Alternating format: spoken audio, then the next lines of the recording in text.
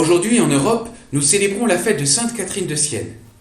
L'évangile de ce jour est le passage en Saint Luc où Jésus entre chez Marthe et Marie. Marie, en disciple, est aux pieds de Jésus et boit les paroles du Maître. Marthe, quant à elle, s'affaire et elle finit par réclamer à Jésus d'enjoindre Marie de l'aider. Jésus lui répond : « Marthe, tu t'inquiètes et tu t'agites pour bien des choses. Une seule est nécessaire. Marie a choisi la meilleure part, elle ne lui sera pas enlevée. » C'est que Marthe, en fait, s'attache trop aux choses matérielles, aux aliments matériels, là où Marie s'attache à l'aliment spirituel donné par Jésus. Notez d'ailleurs que nous ne savons même pas ce que Jésus enseignait alors. Le Verbe de Dieu évangélise, le disciple a discerné qu'ici est la priorité. Alors non, le Seigneur n'arrachera point Marie à sa contemplation et à son amour.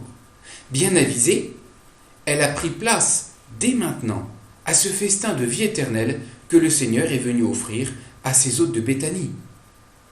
Il y a bien un ordre.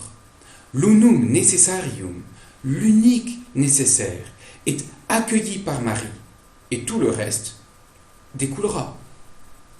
L'unique nécessaire est cette priorité que Catherine de Sienne a vécue elle aussi dès son plus jeune âge.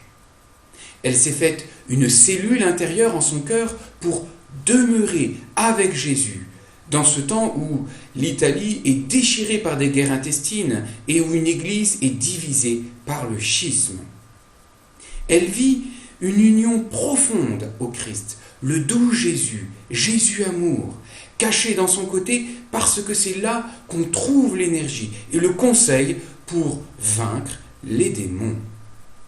Cet ancrage en Jésus lui permettra alors de répondre aux grandes missions que Jésus lui confiera. Comme Marie de Béthanie, Catherine de Sienne a choisi l'unique nécessaire. Les vrais heureux sont ceux qui recueillent la parole de Dieu et la gardent avec amour, comme un trésor. Nous qui sommes fils de l'Europe de Saint Benoît, de l'Europe aux racines chrétiennes, prenons exemple sur Catherine de Sienne. Elle s'est attachée à l'unique nécessaire qui est devenu sa force. Jésus est passé par elle pour sauver l'Église de grands dangers. Aujourd'hui, les défis pour nous ne manquent pas.